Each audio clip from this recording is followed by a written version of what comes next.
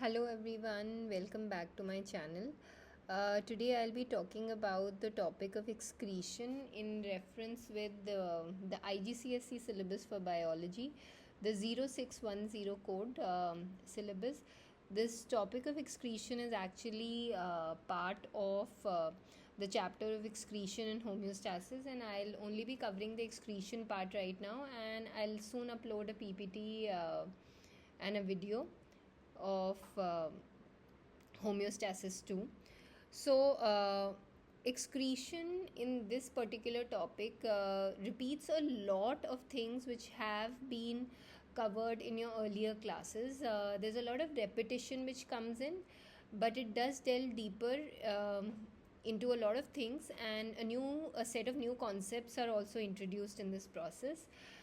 The topic of dialysis has been removed for the students who will be appearing for the 2026 IGCSE board exams, and the 2026 syllabus does not contain the topic of dialysis. However, when you refer to past papers and when you do questions of the past years, you will find questions on dialysis, and it'll be difficult for you to attempt those questions because you would not have dealt with those topics. I will not be covering the topic of dialysis in here, but I will be talking about the questions which are covered in some of the past papers when I move on to covering the past papers. So as we move on to the first slide, the first topic is, what does the word excretion actually mean? In fact, this has come up over a lot of years where they ask you to explain, they ask you to state what does the term excretion means. This can be a 1 marker or a 2 marker. What you have to remember is that excretion is the removal of waste products which can be produced by the body during the process of metabolism or different processes which are occurring in the body. And each of these waste products, why do they have to be removed from the body? Because they are toxic to the body. So when you are answering the question for excretion, keep in mind that you have removal of waste products in your answer and the word toxic in your answer, so that you are able to score the right marks with the right key terms that you use to answer that question. Excretion is not the same as egestion, although both of them start from the word E. Excretion means removal of the waste products from the body. However, egestion, as you can see, it's written here, it's undigested food material. So when the food gets digested, it's broken down into things which are needed by the body, and the things which are not needed by the body or are waste or are toxic to the body, that removal of those products is called excretion. However, there's a lot of food products like cellulose which is not digested by your body because there are no enzymes in your body. So that process is called egestion. And egestion came in the topic when we were doing the topic of human nutrition. Some of the excretory products which are removed by the body, one of the most common one is carbon dioxide. We breathe out carbon dioxide during the process of respiration. Urea is what we will be talking about as we move ahead in this chapter. That's the main product which is removed by the kidney. So excess of proteins, eventually how they lead to formation of urea, is what we'll be talking about. And also all the excess water. So apart from the 70 to 75% water which is needed by your body, it is the excess of water which is removed, and how it affects the concentration of the urine which is being produced, the color of the urine, is what we are going to talk about as we move ahead in this chapter. Now we move on to the waste product which we talked about, urea, in the previous slide. Urea is excreted by the body through the kidneys. Obviously, as it is excreted, it is toxic to the body, and that is why it is released. As mentioned earlier, urea is produced as a result of amino acid metabolism, which we'll slowly come on to as we move ahead. Urea combines with excess of water and salts to make urine. So these are a few things which you start with when we are starting to study with urea. Eventually the formation and the excretion is what we are going to elaborate on the same. As I mentioned that urea is removed by the kidney, and the entire process of excretion with urea involves the release of this urea from the kidneys and out of the body. But obviously the excretory system is not just made of the kidneys, there are other parts to the excretory system, and this comes from your previous knowledge which you had studied in junior classes. Our body consists of two kidneys, which are the main part of the excretory system. These two kidneys are located just below the diaphragm, as you can see very clearly in the diagram. Um, so, above the diaphragm is where your lungs and the heart are located. Just below it are these two kidneys. These are mainly bean shaped in structure. Each of these two kidneys do the process of excretion, complete the production of urea. Whatever is not needed by the body is removed by the body. It moves into the next structure, which is called as the ureter. Now from the ureter it goes to the urinary bladder, where it is stored. Eventually the urinary bladder fills up with the urine, and as soon as it is filled up, the sphincter muscles, which you can see in this, the sphincter muscles are triggered so that the urine can be released from the urinary bladder into the urethra. Urethra is the last part of the excretory system, which we will be studying for our IGCSE syllabus. So please remember, four parts: kidney, ureter, urinary bladder, and urethra.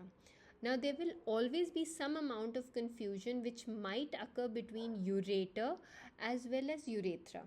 So an easy way to remember is that it all goes by a simple alphabetical order. Ureter and urethra. Ureter always comes first as compared to the urethra, and alphabetically first ureter and then urethra. Now this is the basic structure of the excretory system which we talked about. However, the diagram which is given to you on the screen is part of one of the IGCSE books, and which is commonly studied for the syllabus, and there are also a number of other parts which are labeled in this diagram. If you have a very clear look to it, the diaphragm which is there on the top. Now next to the kidney is what you can see as vena cava and aorta. So the vena cava and aorta are the two blood vessels which come on to as a repetition when we studied transport in animals, and they are repeated again here. So vena cava was that vein which was supplying the blood to the right atrium. However, the aorta was the one which was taking the oxygenated blood and supplying it to the entire body from the left ventricle.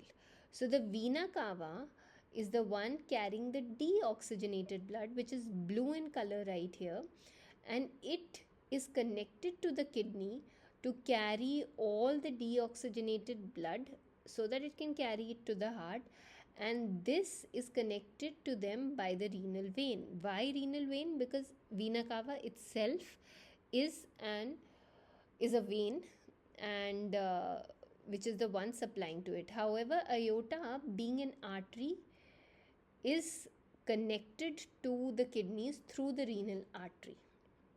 The word renal is a word used scientifically for kidneys. Please remember that. Repeating myself, hepatic is used for the liver, renal is used for the kidney, cardiac is used for the heart. These are a few terms which relate to as we move across the syllabus, and these are quite common as we move ahead. Now, renal artery and renal vein and are something which needed to be remembered. This figure usually comes in either the paper 2, which is the MCQ paper, as a diagram to label the parts, or also as the diagram in paper 4 to not only just label the parts but to talk about the function. For example, the function of the kidney is to remove the excretory products from the body. Let's move on to the next slide. So in this slide, we come back to urea. We talked about the waste products which we had been dealing with, and how urea is removed by the kidney and the entire structure of the excretory system. But coming back to how is urea produced in the body. Carbon dioxide, which was one of the excretory products, was released during the process of breathing because it was a byproduct of respiration. All the excess water which is there is not needed by the body, moves to the kidney. So obviously urea is also being prepared in the body by certain process. So one thing very clearly to remember, urea is made in the liver and it is made from excess of amino acid. So if we try and remember the entire part, so this diagram again is from one of the IGCSE book explaining the entire process of how urea is actually formed. Let's try and simplify it. So when you eat a lot of food, there's a lot of protein in the food. What happens to that? It goes into your digestive system. Inside the digestive system, it is broken down into amino acid. That breaking down, remember, if we go back to the topic of human nutrition, happens in the stomach as well as the small intestine. Now inside the small intestine, all of these proteins are converted into amino acids as a result of digestion. These amino acids then enter into the villi and decide to enter the bloodstream so that they can be utilized by the body to make new proteins or different products which are needed by the body. So the amino acids produced in the small intestine enter into the blood, but before they can go anywhere else, as the rule it was, everything goes to the liver by what is called as the hepatic portal vein. And why does everything move to the liver? Because liver here is acting as a checking organ, as you can say, as you know, the police which is standing there trying to check that everything which is going to be released in the body is toxin free.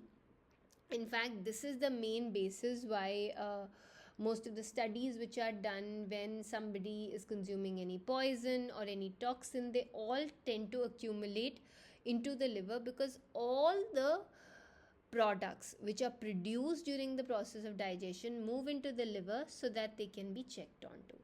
So the words you have to remember here is excess amino acids or the amino acids which are produced by protein breakdown move into the liver by the hepatic portal vein. As I said, hepatic itself refers to the word liver. Wherever you see this word hepatic means there's some talk about the liver going on. Now amino acids have actually moved into the liver, and here they are being planned out to where to be sent out so that they can make the proteins which are necessary, and all the planning is actually happening. Now that's when the liver realizes that amino acids, out of let's say so many of them which are produced, not all of them are needed by the body. The one which are needed by the body are supplied through the bloodstream from the liver to wherever it is needed. However, there might be some amino acids which are not required. So they undergo a process which is called as the process of deamination. And I'm going to elaborate on the process of deamination in the next slide. So now moving on to the process of deamination, as I mentioned, deamination, if you try and break the word, and that is something you need to clearly remember during the process of biology as we are studying it. There are a lot of words, if you break them, it makes the study much more simpler for you. It means the removal of the amine group from the amino acid. So if we try and understand the structure of the amino acid, it has an amine group because the word amino acid, and an acidic group. So if I remove the amine group, it's called deamination, and only the carbohydrate part is left. The carbohydrate part from the amino acid which is left is eventually released into the body to make much more complex carbohydrate, or if it is not needed, it is stored in the body for future use because it is one of the major sources of ready energy which is available. Now coming back to the nitrogen part that was removed by the process of deamination, this nitrogen part is converted to urea by the liver, and this is where the birth of urea actually occurs in the liver. Now this urea which has been produced in the liver is taken away. So the urea which has to be excreted by the body is taken away from the liver and sent to the kidneys, where the entire process of its absorption and excretion will eventually occur, where it will combine with water. And how that occurs will be repeated in the next slide. But before we move on to the next slide, this is one of the very important concept of how urea is being formed in the body. There are multiple keywords which come into place here. One is the breaking down of the amino acid, the deamination word. So it's removal of the nitrogen group from the amino acid. Carbohydrates which are produced are eventually stored in the liver for future use for energy. Before that, I use the word hepatic portal vein, which is bringing all the food from the small intestine into the liver. So let's move on to the next slide to understand this in more detail. So now our urea is going to reach the kidney, so that the process of removal of the urea and it can combine with the water to create urine. So revising, and I'm repeating this again and again because this is kind of a little bit complex for everyone to understand. So we have food which you ate, protein was there, the protein got broken into amino acid in the small intestine, amino acid got converted into urea in the liver. From the liver, this urea has moved into the kidney. So obviously now the work of the kidney is to make sure that it only removes urea from it and not all the other products which are needed by the body. So it's like the filtration system which is run in your houses to filter the water so that you can drink clean water. Similarly, you have a non-stop filter which works without any replacement throughout your life, and these two filters work very clearly to remove the toxin which is the urea from the body and keep the things which are needed by the body. So the structure of the kidney, when we come to the structure of the kidney, and here we are talking about one structure, one kidney. However, we all know that, as mentioned earlier, there are two kidneys for each one of us. So when we come to the structure of the kidney, the word cortex refers to something which is on the outer part. So the cortex is the outer part, which you can see in the diagram is the dark brown color. The medulla is the light brown part, that is the inner part. Okay, and in the previous diagram we did see that how the blood was actually coming to the kidneys and being supplied through the renal artery, and that's how the blood was moving in, because we need oxygenated blood, we need the energy to do the process. And all the blood which did not contain any oxygen, only had carbon dioxide, was removed from the kidney by the renal vein eventually, which went and joined to the vena cava. Urine which is produced by the kidney drains into the ureter, which you can clearly see is connected in this figure as clearly shown. The last part where we introduce the new concept here is the structure of the kidney has a very important component to it, which is called as the functional unit of the kidney, and that is called as the nephron. Now please be very careful with the word nephron because it is Nephron. Try not to confuse it with the word neuron which is there. Neuron is part of our nervous system. It's one of the major things which regulates the entire coordination system when we are trying to send signals. But here nephron belongs to the kidney. In most of the multiple choice questions which come in, these two words are used interchangeably, so because they do invite a lot of confusion when students try and answer. Be very, very careful about nephron as well as neuron. So now talking about the nephron and in details of the nephron, how it is doing, what it is doing, we move on to the next slide. So nephron is the functional unit of the kidney. When we talk about the nephron, in the previous slide you saw that it was like a loop-like structure which was there. Now this loop-like structure moves back and forth into the part of the cortex as well as the medulla. So first it moves in the starts in the cortex, then it moves to the medulla, back into the cortex, then again medulla, and eventually it will join the ureter from there, because medulla is the inner part from where the ureter is joined. So please remember cortex medulla, and then the ureter. And why is it moving back and forth?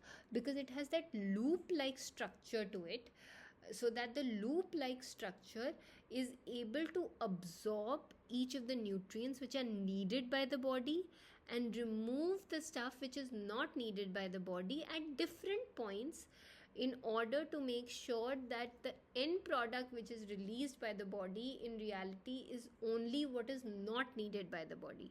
We should not be losing anything which is very important for the body in this process. So the blood flows into the kidney, as I mentioned in the previous slide, through the renal artery, and the renal artery was coming from the aorta.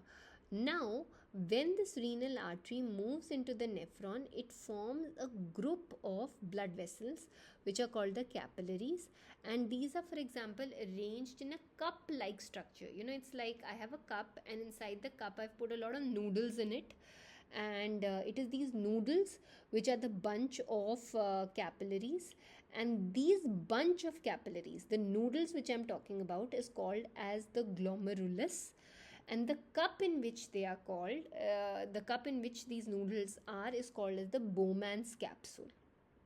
Okay, now the blood which is coming reaches the Bowman's capsule as the glomerulus, and at this point is where the ultrafiltration occurs. What do I mean by ultrafiltration here is that I'm filtering out the things which are not needed by the body. So we have what in excess there. For example, we have urea which is in excess, there are a lot of salts which might be in excess. So by a process of simple diffusion, if you look into this diagram, the substances move from the red part to the white part, the cup shaped part. Now this occurs by a simple process of diffusion. So I have a lot of urea, salts, maybe glucose which has reached. What you have to remember here is that big molecules cannot pass through this. So if a question comes to you that why are no proteins found in the nephron, why are no big carbohydrates found in the nephron, because the glomerulus cannot, the capillaries cannot filter out such big molecules. It's not designed to filter big molecules. It is only going to filter small molecules like amino acids, urea, ions, whatever is not needed by the body, not exactly at this point, but whatever is in excess. So by diffusion it moves into the white area. Now after it has moved into the white area, it moves down these loop like structures, and each of these loop like structures have multiple names to it. For example, the proximal tubule, loop of Henle, which are not there in your syllabus. So you do not have to remember proximal tubule, loop of Henle, and collecting duct. These are a few terms which I've put in case these do come as an idea for you. However, the terms proximal tubule, loop of Henle, collecting duct, and ADH are not there in your syllabus. These come as we move on to the higher classes. In fact, AS level has one of these topics which come into detail as we move ahead. Now, the urea and the other substances which have been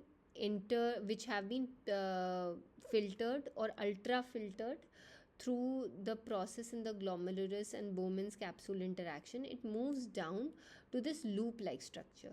Now you can see around these loop like structure also they have a lot of these blood vessels. So it is at these points that you have the glucose, water, and salts are reabsorbed according to the need of the body. So this is not by the process of diffusion, and obviously active transport has to happen, because glucose is something we do not want to lose out, because glucose is needed by the body non-stop to produce energy. So glucose, water according to the need of water. If you have been thirsty for a very long time, your body will reabsorb the water, and That's where the reabsorption process occurs. That is, first we filtered everything without thinking of, what is excess is the only criteria which was there. Now after that, the body realizes that it needs to keep what is needed by the body for the future. So continuing with the structure of the nephron, this diagram is again from the IGCSE book, which is commonly referred.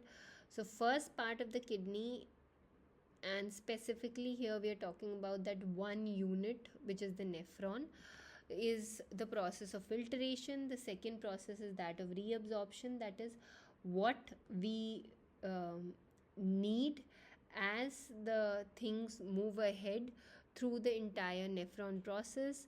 Glucose and water is taken back. Glucose is usually taken back by the process of active transport, and that's where you need to remember and link this to the previous chapters of movement in and out of water.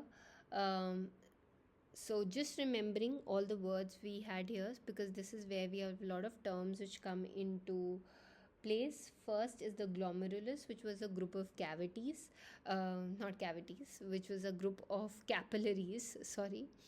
Capillaries are what I compared to the noodles. The noodles kind of sitting in a cup. The cup is called as the Bowman capsule. From the Bowman capsule is where the ultrafiltration or the filtration process occurs. Everything moves by the process of diffusion. Then eventually it goes down to the loop, and that's where the process of reabsorption occurs according to what is needed. And eventually whatever is left behind is urea and the excess of water which is there, and whatever the salts and minerals which are not needed by the body, that's when they flow out of the body as urine, and that's where it enters into the ureter. Please remember, here we are talking about a single nephron when we are talking, and this single nephron is just one structure which we are talking about. There are about 1,000,000 nephrons which are there in each of the kidneys. So imagine we are talking about 2 million, about max 2 to 3 million of these nephrons working all together to produce the amount of urine, produce and remove the amount of urea which is being produced by a body. The last topic which we come to when we talk about excretion, that how does kidney actually maintain the balance of water. So each kidney produces about 170 liter of water every day, but obviously the urine which is produced is only 1.5 liters. Okay, so in total a lot of water in your body is reabsorbed. So if you see and have a look at this figure which is there, you can see the different color of the urine sample. So the one which is towards the right is the one which contains maximum water, and the one which is there on the left refers to a condition where you are kind of very dehydrated, and it is this dehydration which has led to the yellow color, because your urine is actually very rich in urea, but there's very less water which is released by the body because there might be a demand of water. You might be in an area where there's less water available, you might be dehydrated. For this there can be multiple reasons for that. Also, this is a very common thing when you urinate and you haven't drank water for a very long time. There's a lot of pain which you experience, and that's because of urea. Urea is more of alkaline in nature, and it does affect the lining of your urinary organs, and that's where the large amount of urea can be dangerous. And that is why it is always recommended to drink a lot of water, because along with the water, it's the urea which is reacting and being removed from the body as an excretory product. So the main topics which were there under the topic of excretion, which comes under excretion and homeostasis chapter, are mostly done, but there are few add-ons which are there which we can relate from the other chapter. So the different organs which I'm going to talk about during excretion which occurs in humans, we did talk about carbon dioxide, water vapor. Kidneys excrete urea, salt, excess of water, and the skin obviously sweat it out So I don't know if you've ever tasted your sweat. It does taste a little bit salty because it does have a lot of salt and water which is actually present there. The composition of urine is what we need to remember. Urine is made up of the main component, that is the urea. Along with that, you have the water and salt, glucose, protein, blood cells. None of these should be formed. In fact, most of the blood tests which are done is when we actually check for the amounts of the glucose, proteins. Presence of these above a certain amount or a threshold is considered dangerous, and that's when we start talking about diabetes, and that's where the problems start occurring. And glucose is not being there's excess of glucose which is floating around in your body. It's not needed in that much amount that your kidneys are working out. Proteins being thrown out of the kidney is indicative of some amount of malfunction which is occurring in the kidney and has to be taken. Now, the last topic when we talk about excretion is one of the 7 characteristic of living things when we talk about these characteristic. And excretion will happen in plants. So obviously in plants there are no excretory organs which are present. Oxygen is the excretory product of photosynthesis. Carbon dioxide is the excretory product of respiration. Some of the waste products which are produced are stored in leaves, and there's the shedding of these leaves usually occur. However, if we look at the process in case of plants, oxygen is produced as a result of photosynthesis. Now, this oxygen which is produced during daytime is absorbed during the process of respiration, which is also happening, and carbon dioxide is eventually produced. So this balance keeps on occurring, and then carbon dioxide gets absorbed by the process of photosynthesis, and this cycle goes on. However, in the night the process of photosynthesis is not happening, and this is when only respiration is occurring. So the plants are excreting carbon dioxide in the night because there is no other metabolic process that's occurring in the plants to take up this extra carbon dioxide and to do some work about it. So just remembering carbon dioxide as an excretory product, especially during the night time, because it is not being taken up by the process of photosynthesis. In the end, I'm just summarizing all the topics which we have covered. Excretion, you need to remember the 2 keywords: removal of waste products, toxic. There are different organs involved in this. What is the function of kidney? Nephron being the basic unit, structure of nephron, structure of kidney, structure of the excretory system, and the last part is the plants excrete gases, and here we are talking about CO2 being produced in the night time. Thank you guys. Please do subscribe to my channel and put in any doubts which you have. I will try and conduct a few free online sessions to clear doubts if there are any. Thank you. Bye guys.